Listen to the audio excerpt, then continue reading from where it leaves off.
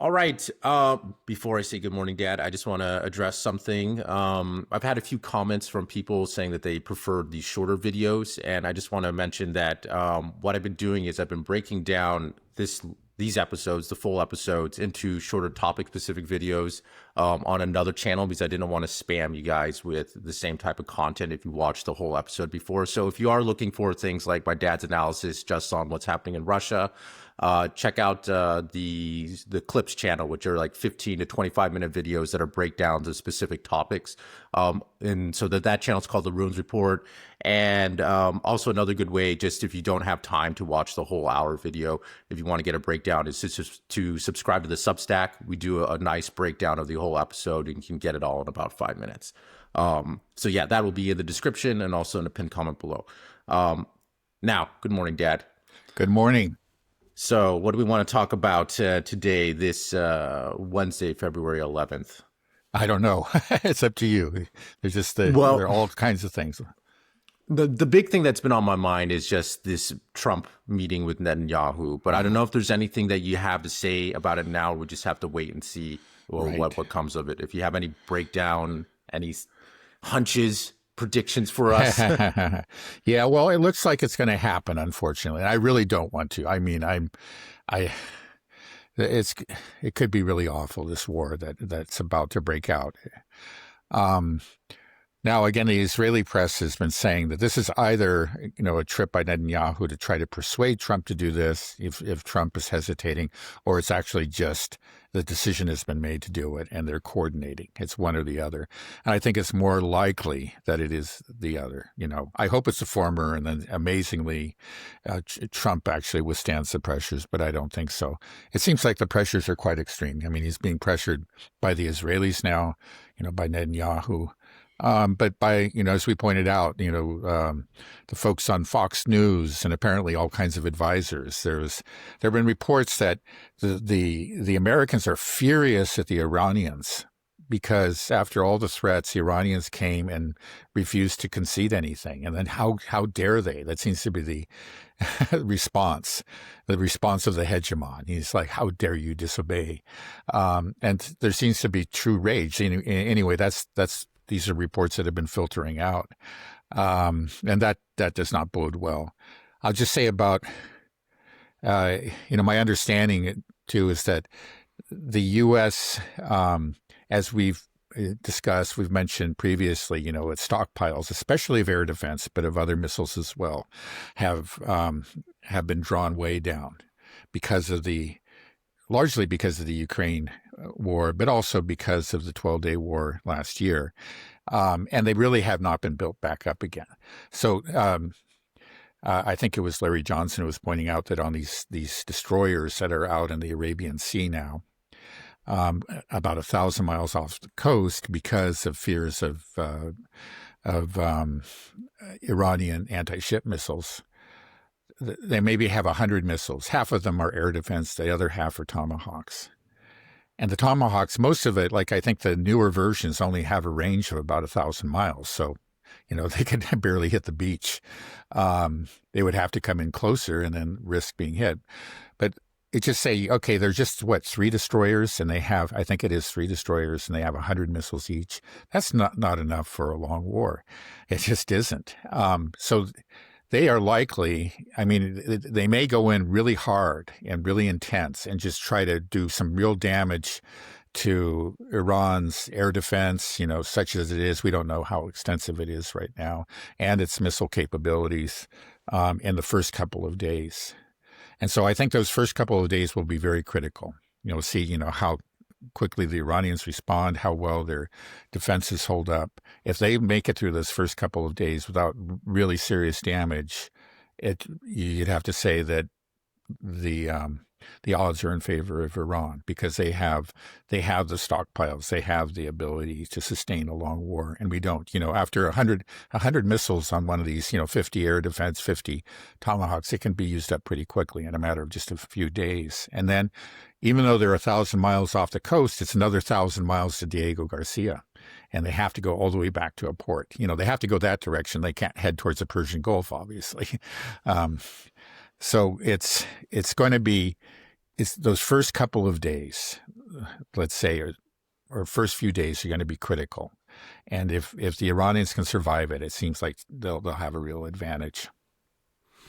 Do you see the U.S. doing something else before carrying out a large intensive strike to disable their air defenses? Because I saw a headline in the Wall Street Journal this morning that said U.S. weighs seizing tankers carrying Iranian oil to pressure Tehran. So do you think that there could just be Yeah, an expansion of this type of, we talked about these tanker right. wars. Yeah, we talked about that possibility. Again, this is all very, very dangerous. I'm telling you, again, 90% of the oil that is exported from Iran goes to China. And it's hard for me to believe that China would just take that, lying down. It's because that's a real attack on their core economic interests. So I find this whole tanker war, whether we're talking about Iran or Venezuela or talking about Russian linked tankers or Chinese linked tankers, this is, this is where we might end up in World War III. This is what really scares me. The various kinds of escalations that could occur within Ukraine, but you see the Russians are very disciplined and they just keep focused on Ukraine, right? They don't like the escalations, but I think seizing their tankers, for example, if we're talking about Russian-linked tankers, that's something different. First of all, it's way out there on the seas in international waters, and it's a core economic interest. It's something that I don't see that they can really ignore. And the same goes for the Chinese. So that this tanker war that the West has launched, and Trump in particular, is, I think, extremely dangerous. And he may choose to go take, I know we mentioned that earlier as a possibility that might be his approach. But I'm sure the Chinese will have a say in it. If they don't, then I think that's a real mistake on the part of China. Yeah, there was a tanker that was seized just the other day in the Indian Ocean that was carrying Venezuelan oil. So it That's just what I shows heard. you how on the opposite side of the world that we are seizing these tankers. And we've seen several now. I can't keep track of them. Russian, Yeah. Chinese, Venezuelan, Iranian. We know who we're targeting, but Yeah. there has been very little reaction. It seems like from China, Russia, Right. Iran. Why is that? Why are we not seeing a more forceful response already? Or I would expect Yeah. to see naval escorts soon. Yeah. Well, the Russians are talking about doing that, and in recent interviews, Sergei Lavrov has, specifically mentioned that and said, this is unacceptable and very dangerous, and he didn't actually threaten any specific countermeasures, but I think they're coming. I think they have to. I guess the bigger problem is, which we've talked about before, is that, okay, they understand this is very dangerous. This is completely unacceptable, in so many ways. It's a violation of, the law of the sea and, the international law and so on and so forth. And it really threatens them. But, you have this crazy guy, running a crazy country doing these things. And the fear is, say this is unacceptable, but if we actually respond truly firmly, and by seizing their tankers or shooting at their ships or whatever it might be, I don't know, what the countermeasures would consist of. There's always a chance that he's just escalate, and then we could actually find ourselves in World War III. That he would just take that as an affront. I mean, they regard, he's just very erratic. So there's this constant fear. Let's say, hey, this is unacceptable, but we don't want World War III, right? The problem is, again, like I said earlier, if you keep on backing down, then eventually you're going to get World War III. You get to a point where, like the Iranians now, who you could say always try to be reasonable, try to compromise, try to show restraint, and now they find themselves backed into a corner and they have to fight. And that may be true, may be what happens to Russia and China as well. Yeah, I mean, if Trump does want to do this oil tanker route, if this Wall Street Journal, article has some credence to it, then do you see that this would bring China's Navy involved? Because I mean, what you're doing is basically you're saying is that if 9% of this oil is going to China, then that's China's oil. They bought it, Right, so right, that's their property, and you are right. You're seizing launching, their yeah, it's right. like You're launching launching a war. partial economic blockade, an act of war against China. That's right. That's so. Right. And so I mean you just I mean I don't know, it doesn't seem like the Trump administration thinks through things very well at all. And I don't know if the idea is that, well, we've been seizing tankers left and right, including Chinese or Chinese linked tankers, and nothing has happened. And I really don't want to go into a full out missile war because I don't want our bases to get blown up. I don't want any ships to get sunk. Maybe I can just get, dip my toes in the water by seizing a couple of tankers, because I have to do something with this massive armada that I brought out there. I can't just do nothing with it. Everybody will wonder, what the hell were you doing? And then if he does that, then do you think that this could just bring the Chinese more directly involved into this conflict? Because we It already could. know that they It are could. backing him. Right. Well, then that's, yeah, well, I Yeah. mean, that would change the whole calculus, right? Do you think Right. that the United States would launch a large attack, using its aircraft carriers in the Persian Gulf or right outside the Persian Gulf, if there are Chinese naval vessels all over the place, because China is trying to protect its own interests there? And then it's just like, then wouldn't maybe that could be a way to just be like, look, this is getting too scary. Now you're not talking about just Iran, you're talking about China. And Right. last Well, time I went to hopefully, Walmart, it's all yeah. made in China. So Yeah. Okay. There's hopefully the realists, the ones who have at least 1 foot on solid ground within the Pentagon and the State Department are going to say, no, no, no, no, this is too dangerous. Let's not consider this option. Let's just hope. But, all bets are off. There are other things they can do. We saw some of it, I think, in the attempted insurrection, just the support for various, you call them irredentist groups, separatist groups within Iran, the Baluchis, the Azeris, for example, the Turkmen, there are these various groups. And so it's expected, like when probably those groups will attempt some sort of ground action, in coordination with an American air attack. That's another possibility. But the thing is, I'm sure the Iranians are aware of that.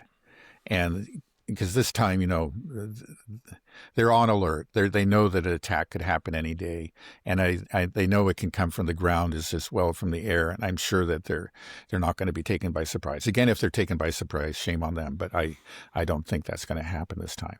And there may also be attacks launched from Armenia and Azerbaijan.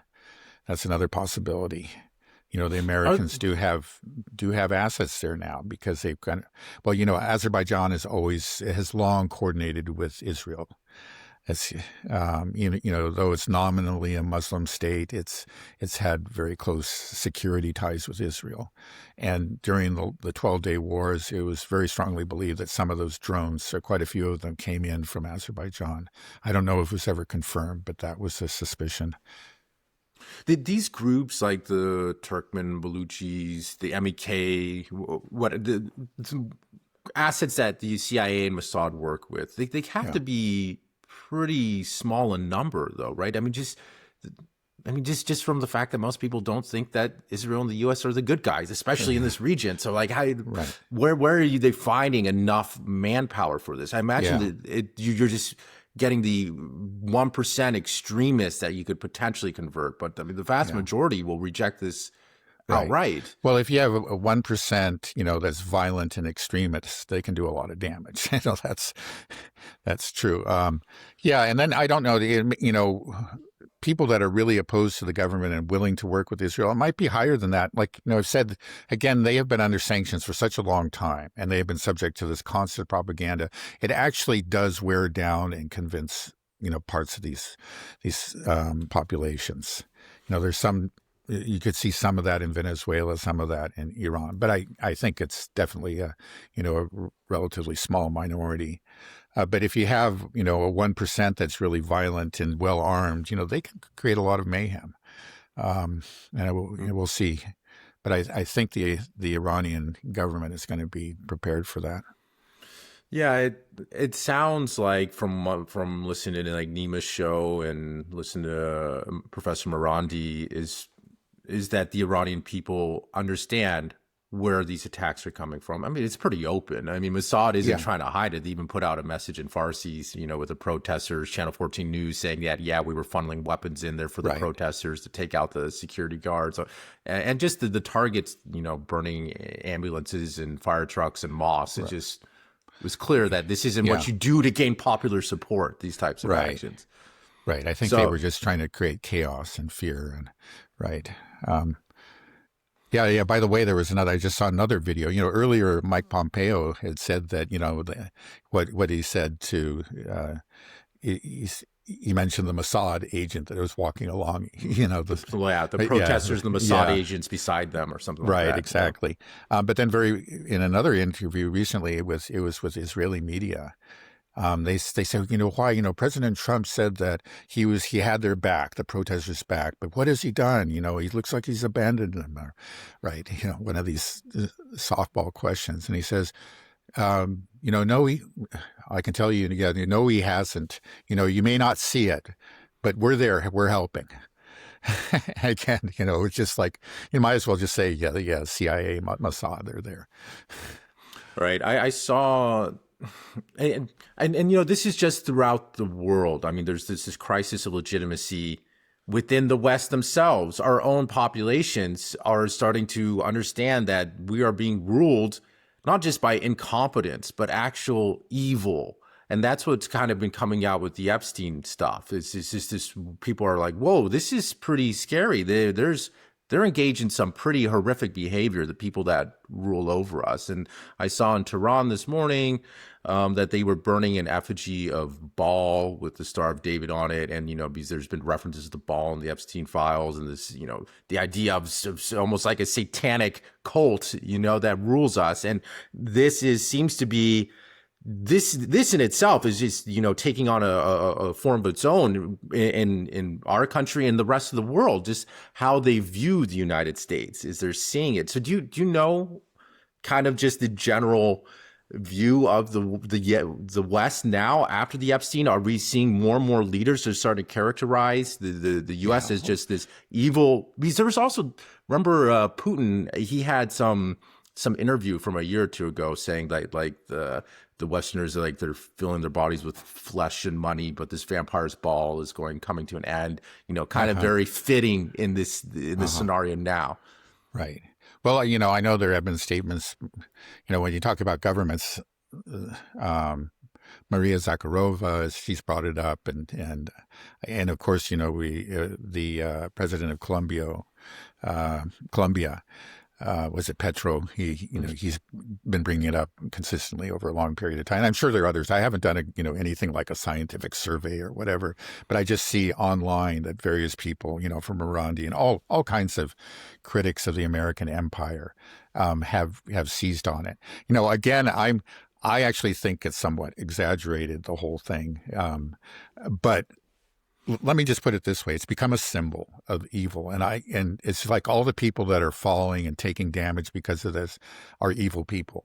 I think they should have fallen for, their complicity in the genocide, and that should have been it. But if this is if this symbol, even if it's based on a certain amount of exaggeration, if it's working to bring down this regime and to, kind of to crystallize in people's mind the evil of this regime, then okay, that's how it works. That's okay with me because it is an evil regime. It really is, and if this is the symbol that will be attached to it and that will really focus opposition to it, then all right. Yeah. Yeah. I think, right. I mean, I know when we think about these wars, people just start to think about the deaths and the horror and just the fallout and the suffering as just a statistic. And, with the Epstein stuff, there's more of that human interest story because it's just such a crazy story. It just feels like it couldn't even be a movie, just how, this eyes wide shut type of, evil, potentially satanic like cabal. I mean, that's the consensus that I'm seeing online is that like, oh, like the Epstein stuff, how bad can it be? It's like, oh, the consensus, it's worse than we thought. We're ruled by Satanists. That's kind of, even if it's not fully true or it's Yeah, hyperbole, like you said, is simple. That is yeah, seems to be coming. right. At least many people in the United States and throughout the world are adopting that position. Like, oh well, this is worse than we thought, guys. We're not just ruled by incompetent people. We're Mm. ruled by evil, satanic pedophiles that are blackmailed by this country, Israel. And if that's a belief that a lot of people have, that's got to blow. That like Yeah, this type of if enough people think that and believe that, there has to be some type of reaction, and I'm just wondering what that's going to be, and if the Zionists, they understand that, and if their idea is that we got to move quickly now yeah. Well, because you can it's see all what they falling apart. right. Well, I think actually the really ridiculous attempt to pin it all on Russia indicated panic. They realized, oh, this is really damaging. We got to get people looking away from Israel, and and get them, looking at Russia again. And I think it's failed. The whole thing is so absurd. Nobody's falling for it. Yeah, or at least But it even does if you show. split the population, like what does that mean? Like if we have half the people that believe this and the Yeah, other I half don't believe think I doubt that half believe it. That that the Russians are the Russia behind it. thing. Yeah, I Yeah, don't right, think, but right. there will always be 10% of MAGA and Oh, okay, right. Zionist loyalists that will just no matter what. But so yeah, I just feel like this is coming to a head. I don't know if that's part of the calculation for these people, is that they're realizing that the jig is kind of up. The Epstein stuff is culminating. We've been hurt with this Gaza stuff for so long. Do we have to just do it all now and just show our cards, show the world who we really are, Yeah, that we do have all the power? But that would also be their demise, yeah, or that right. we the American people or the West would just have to are we that weak that we would just subjugate ourselves to this evil authority? Yeah. Well, I think that there clearly is nervousness and a great deal of anxiety within the Zionist ranks, but there's also tremendous confidence, and that kind of explains it too. The recklessness. It's just like there's no need to really hide about it. They are moving ahead on all these different fronts and are pushing for war with Iran. I think it's a lot of it is hubris, a sense of invincibility. I was just reading that. They are de facto annexing the West Bank. Now, there are a lot of countries, including the U.S., even Trump himself says, no way, you can't annex the West Bank, right? And the Europeans have all said that, and that's you can't do that. Now, they have been de facto annexing the West Bank actually over the course of years. So I think these people are all phonies, the ones who say they just don't want it to be exposed. They don't want it to be too obvious, but they don't really care. Just do it quietly, do it under the radar, and we won't say anything, all right? That's kind of the agreement. You can annex the West Bank, but don't declare it. Now, recently, of course, the whole ethnic cleansing in the West Bank is accelerated greatly after October 7th. But it's gone beyond just settler attacks and killings and, chopping down olive trees and all the terrible things that they always do there.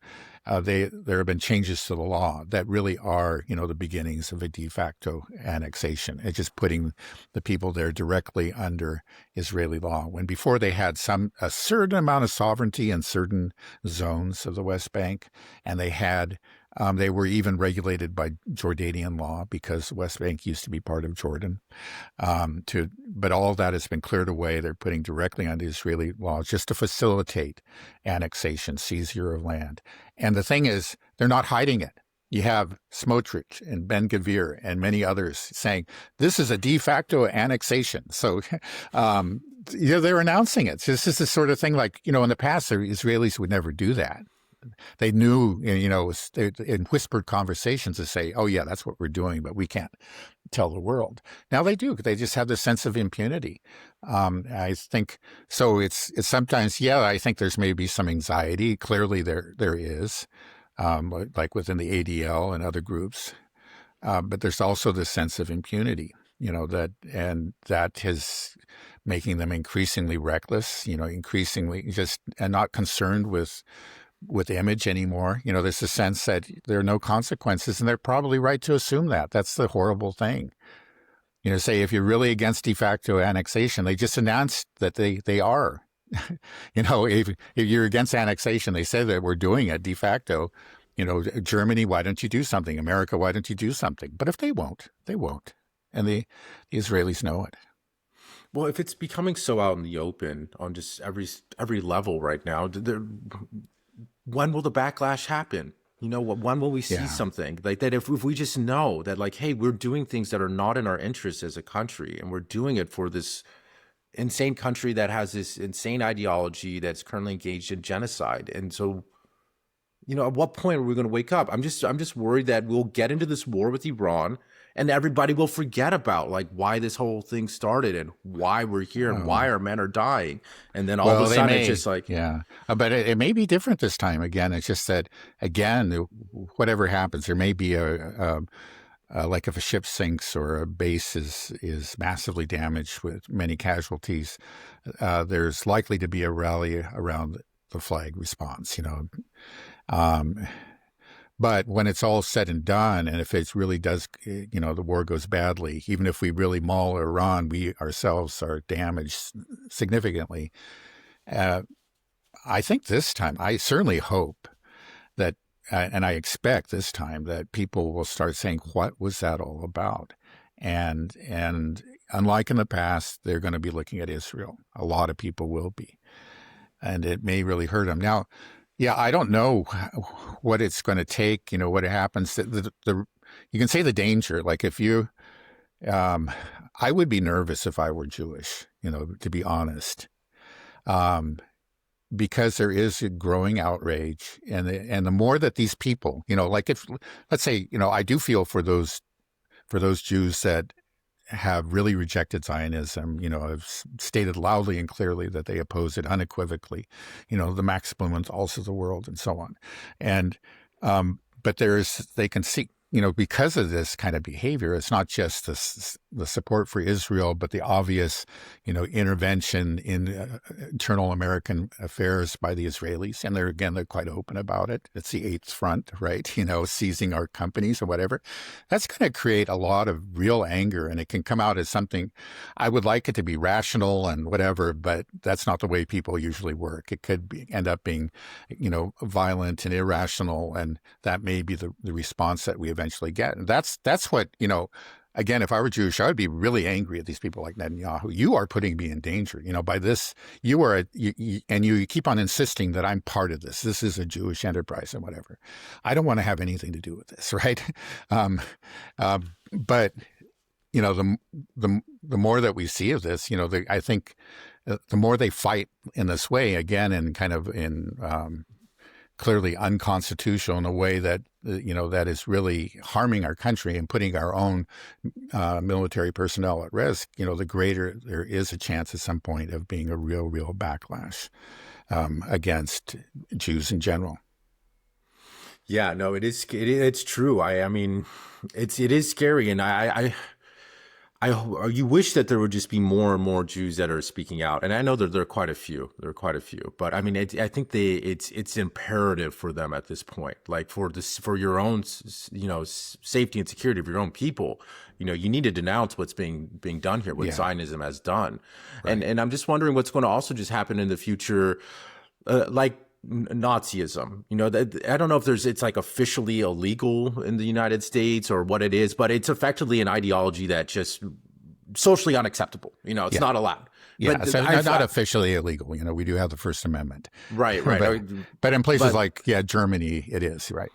yeah, it's in all sense of purposes, it's an ideology that has just been rejected by society, and it's not something that we really worry about because it's gone. But I'm just wondering, like, if Zionism is viewed as kind of the present day's Nazism when this is all said and done, when we see what's happened, like, what do we do here? Because we have a country that is full of Zionists. We can't just say that it's illegal for you to have these thoughts and these ideas, but it's become something that is equated to something that is genocidal or morally incompatible, with Western values, with our country, with our society. How do we manage that? I don't know. Solve the problem, Dad. Right. I'm sorry, but right now it's just not looking very good. That we're probably not going to manage it. Just um, the people in charge. We just seem to have, at least within the establishment, maybe there's some hope for a future generation, but in the establishment, it's either, oh well, it's almost entirely just rallying around the Zionists and doing their bidding, right? Um, yeah, so there is no desire, and what you get is, um, yeah, support from across the spectrum, but then on the right wing, under Trump, we get actual violence or really the full weight of the state coming down on people that are protesting against the genocide. Wherever they can. Yeah, I guess you have to say that it's like barely constitutional, what they're doing. And I think there's some argument about it. There's some gray areas about seizing people, who are not citizens on visas. But my understanding is that they too have a right to free speech within this country. You can't use that as an excuse. So there is a kind of a chipping away at the freedom of expression on the right side of the spectrum. It just specifically is targeting peoples that are opposing genocide. Yeah. So anyway, I guess I'm just saying that you look at the establishment. There's no reason to be hopeful at all, and you just hope that a future generation will be different, and maybe we'll see something happen, like in the upcoming midterms, that there are people are elected to power who are really truly anti-Zionist and haven't, and that may be a harbinger of things to come. We'll see. Yeah, I mean, because this is a battle that's going to play out through the West long after, the war between Israel, U.S., Iran. Even if Israel is destroyed and doesn't exist, it doesn't mean that Zionism is done and its control over many of our Western institutions. So we're in for a long, weird, crazy battle. I think so. Yeah. It's not something that, and it's especially in the U.S. I mean, especially in the U.S. It's interesting. I was just reading about some of these right-wing populist movements in Europe, and now, unfortunately, they are, without exception, they support Israel, and they're on paper as supporting Zionism and Netanyahu, and I think that's a real black mark on them, but. Actually, their support is less extreme than it is what you find in the U.S. They have, for example, like the National Rally, and I believe the other, at least the National Rally, but I think other right-wing populist groups are opposing a war against Iran. They just don't, they don't see that as being in their interest or the interest in the world, and they don't do it. So they have this, they do. They're on paper supporting, but you don't have the same kind of emotional intensity, this emotional attachment to Israel and to Zionism that you do have in the U.S. So it's going to be in the U.S. That's where it's going to, that's the big battle. And that's, again, it's because there's real passion on both sides. It could, who knows where it's going to take us. Yeah, if Israel ends up being destroyed in this war, that doesn't mean it's the end. That doesn't mean Zionism is done, right? Or does it? I mean, well, probably not. Well, first of all, I don't see that it's going to be destroyed in this war. Unfortunately, if it looks like it might be destroyed, it actually if that becomes a real risk, I think we're going to see the use of nuclear weapons. But who knows what that's going to lead to. Okay, then. So let's just talk about this just for a minute. Then, how does Iran win this war, or how does the U.S. Israel win this war? Because we've been talking about when this happens, it sounds like the war is going to go the distance, and when we talk about that, we often say that it is going to end in the use of a nuclear weapon. But now you're saying Israel probably won't be destroyed, but it's like, what happened? We can't just have. Yeah, I don't know. It's kind of hard to see it. For Iran to win, it has to first of all, I guess, display real deterrence. I mean, do some real damage to the U.S. and to Israel. Now, they may end up getting hit very hard themselves. And for example, if if Iran sinks a ship or if Iran does heavy damage to an American base, it, the Trump administration, the U.S. government, the U.S. military may just respond with fury. Again, they may have to go all the way back to, Diego Garcia and load up again or whatever, but they still will. And they will do damage to Iran. They can't actually, I don't think they can actually, bring about regime change or any of those. Again, Iran's a very big country, and I believe that it is, that Morandi is right and that it's holding together. I think today, for example, what was it, the 47th anniversary of the Iranian Revolution, and there were 4 million people out in the streets. By and large, the great majority, it seems to me anyway, I might be wrong. I just don't know Iran like the way I know Russia, for example, but that they support the government. And if they're being attacked, they're going to rally around the government. It's not going to work, but we could do real damage to them. In the end, Iran's damaged, the U.S., Israel, everybody has suffered some heavy blows. So almost certainly more people will be killed in Iran than anywhere else. But then, a ceasefire is agreed to, because we can see, this isn't good for anybody involved. I think at that point, you just have to say that Iran actually won. It survived. It did just show that it does have a real deterrent capability. And I think you would say that Iran actually won, even if they suffered more casualties and more damage and so forth. Now, on the other side, they would actually have to, succeed in their plans of like just balkanizing Iran or overthrowing the regime. And I don't think they can do that. I might be wrong. Again, I just don't know Iran the way that I, for example, know Russia because of having been there and your sister being there and so forth. But do you think it would be possible for a ceasefire after heavy blows are being exchanged, kind of like the last time? I mean, well, it's possible. I mean, these things happen. It's just like both, you say that, okay, this is, like two boxers in a ring, they're both bleeding, and they finally say, okay, this is no good. And maybe you have enough people. Well, you can see where this is going. This could go nuclear, and perhaps we have enough sane people, I hope, in our government to say, hey, let's stop it before it goes nuclear. Okay, let's just stop it here, okay? And we'll proclaim victory. Well, let's say if there is a ceasefire, then all of a sudden, that's just a loss for Trump. It's like there was no New Deal. You didn't even get JCPOA 2.0. There's nothing. Yeah. We lost. Our bases got hit. Maybe ships got sunk. People died. Right. And, Israel got hit, and now we said ceasefire, and then we just go back home. I mean, yeah, well, that's right. I don't know. Yeah, you can only proclaim a victory. And again, I don't even see how this is a victory for us, but it would be a victory for Israel if we manage to balkanize the country. If like the Baluchis and the Azeri militias take advantage of the chaos, there's a real collapse of central authority, and then the country just fall apart, and they have civil war there. That's what Israel wants. So it would be a victory for Israel. It would be a victory for the Israeli firsters in this country. But how would it be a victory for America? I just don't see it. Would it be a victory for America if we lost and then the empire falls apart? It could be, if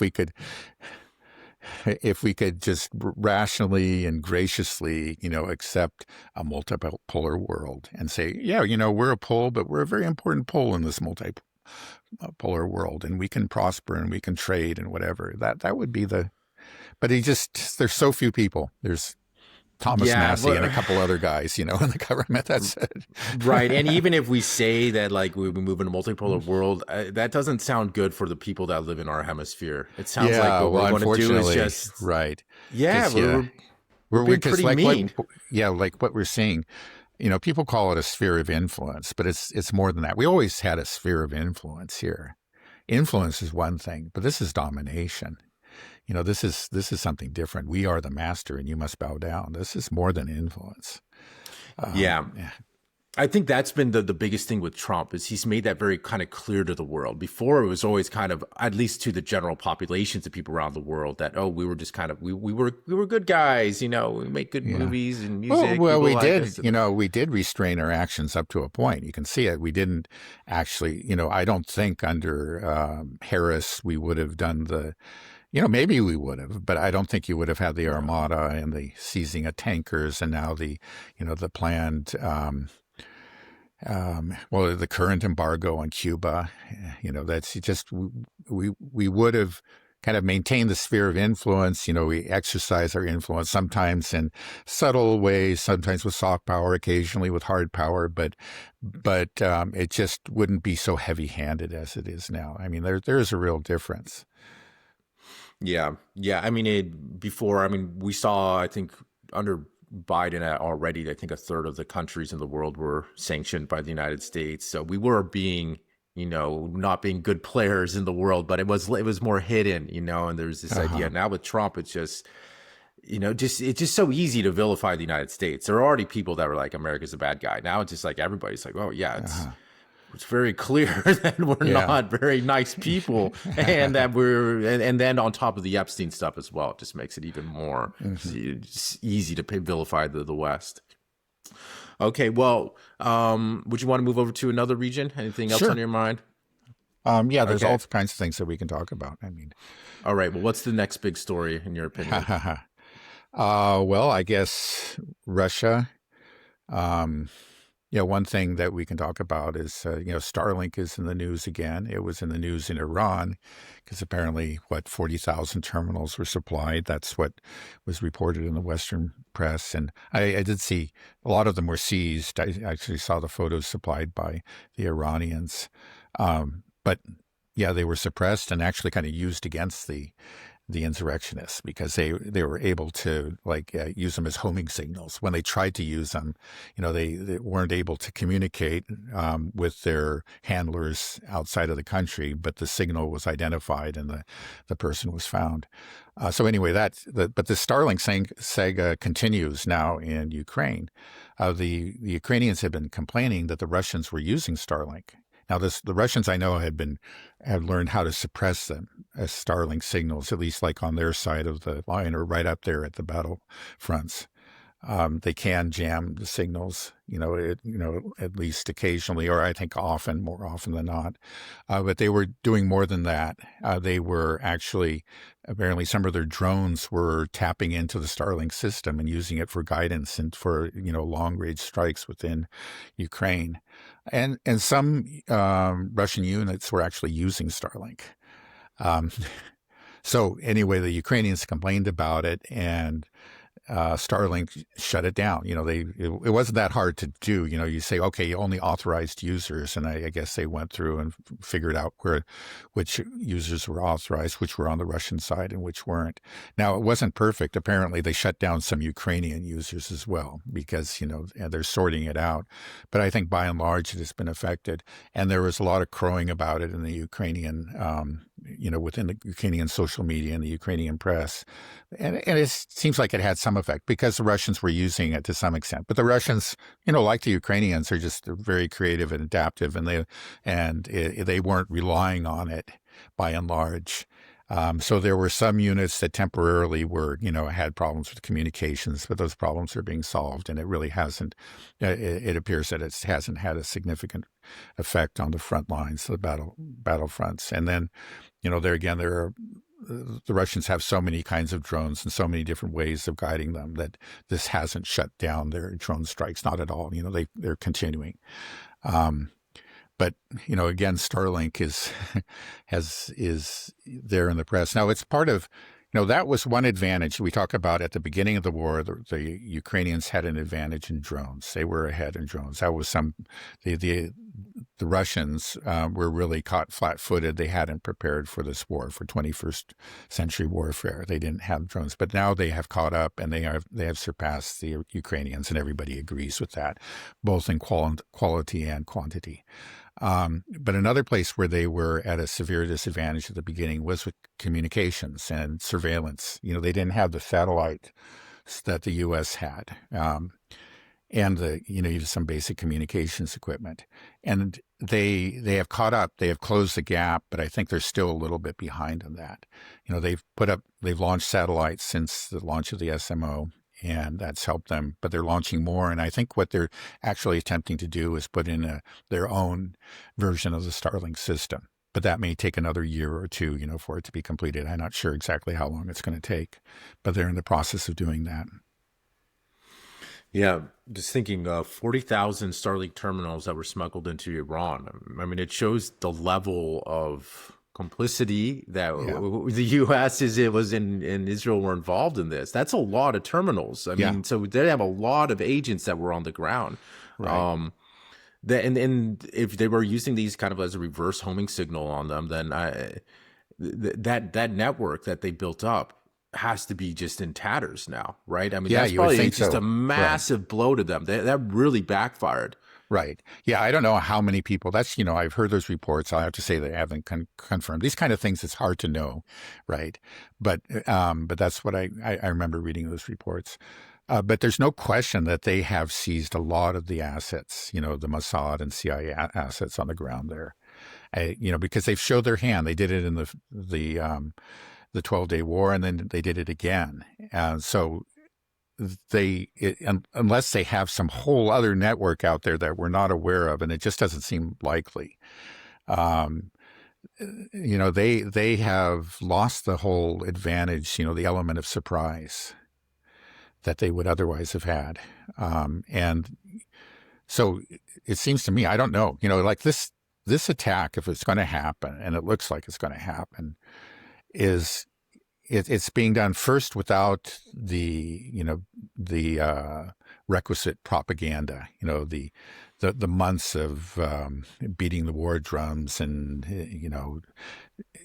justifying the war in terms of one thing or another. We just haven't had that. It's really sporadic. It was protesters that didn't work. Oh, now we're talking about the nuclear program, which he supposedly obliterated. There's just been virtually no effort, or it's been very chaotic, right? And then also we've seen in the past, they have these, they work extensively, right, to prepare, they have their people on the ground to coordinate with whatever surprise attack they're planning. We saw that, I think, in Venezuela. There had to be, some people, there is this question. I know a lot of people who really know Venezuela said Delcy Rodriguez wasn't part of it, but it seems like there had to be some people that were bought off and, stood down when that attack took place. So anyway, they did, they had their assets there on the ground in Venezuela. They had them there. They had the 12-day war beforehand, quite a spectacular scale. And then again, we saw with this insurrection back at the end of December and into early January.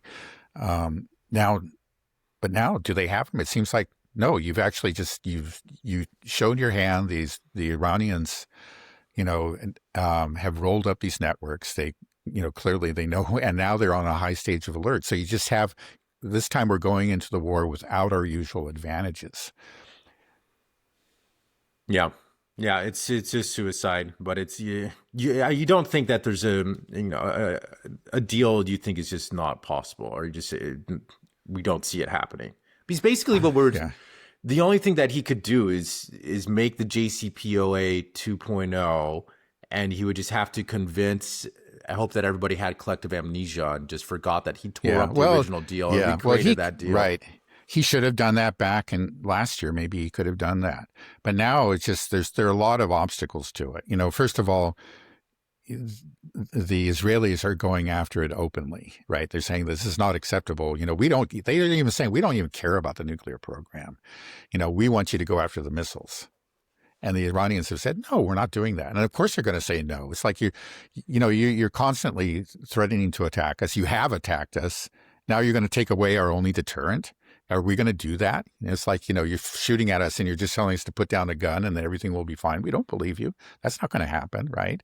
But then they're just not going to, because of the betrayals before, the first JCPOA, first of all, wasn't honored by Obama, but then it was torn up by Trump. And then, then we have the surprise attack and negotiations.